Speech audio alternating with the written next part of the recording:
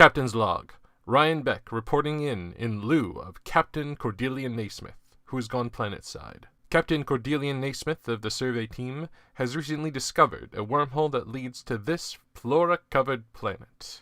We believe that we've found other wormholes connecting to this nexus point, leading to Escobar and Bar Yar.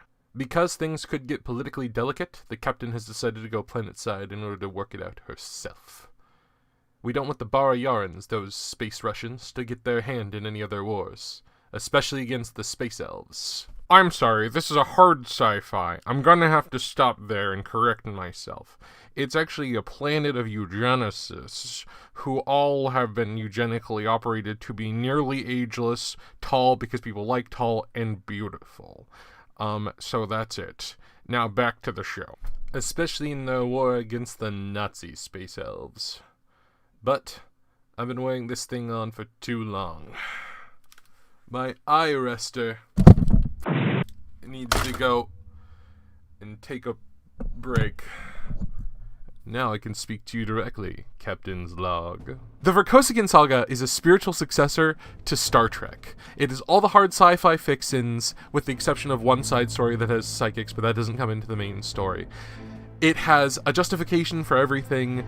It has all the action, all the moral dilemmas. Well, less than moral dilemmas. No, I'm sticking back to that. The moral dilemmas are there, but the thing that most draws me to it is the sheer adrenaline writing of Lois McMaster Bujold. She has a way of writing like 8 crises happening at once, and the heroes progressing down a path that isn't necessarily the most efficient path, but the thing that stops the opponents from doing their thing for just a little bit longer so they can do the most optimal thing. You really have a sense of, just one more second, and then we'll get this damn thing to work! This lends itself very well to the first protagonist of the series, Cordelia Naismith, who is a psychologist Picard. A psychologist female Picard, who is meeting up with the Russian Bar Yaran away team that is a more warlike people. I guess you could say that they're the stand-in for the Klingons, since the Klingons originally stand-in for the space Russians in the other version. But Bar Yar definitely becomes its own place, and becomes actually the starring place of this series later. The author has said that Shards of Honor and Bar Yar are the natural start of the series, and she especially recommends them if you are a woman reader. However, the third book starts starring her son, Miles Vorkosigan, and she recommends most men start with that series. However, she has intentionally made it so that each story is a standalone, and while they are stronger if you read the entire thing, you can jump in anywhere. This is just the natural starting point because it was the first one that was written. I recommend going in chronological order, the author does as well, instead of publishing order, if you are interested in this thing. But let me tell you, even though it's okay to read the books in any order, if you read Bar Yar before you read Shards of Honor, you have committed a crime, and you deserve to be punished. That's just fact. Bar Yar is the pretty much direct sequel to Shards of Honor. Don't read it first.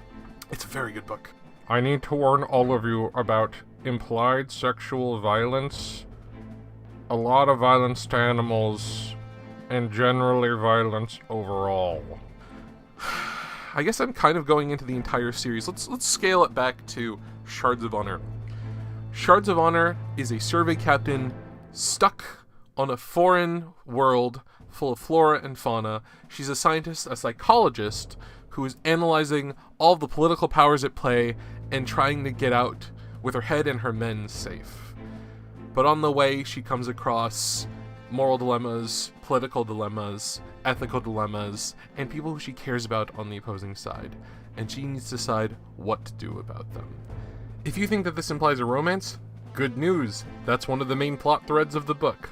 R.L. Vorkosigan is the paladin we can believe in. If a more hard sci, more specific book with those kind of plot lines, with those kind of characters appeals to you, and enough wit and insight coming out of Cordelia, man, she could like look at someone and be like, that guy's gonna betray me. That person's witty. That person is definitely a source of intrigue. I need to talk to them. Then you will like the Vorkosigan Saga.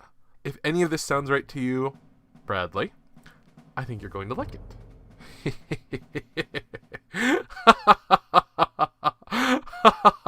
Vorkosigan's triumphant.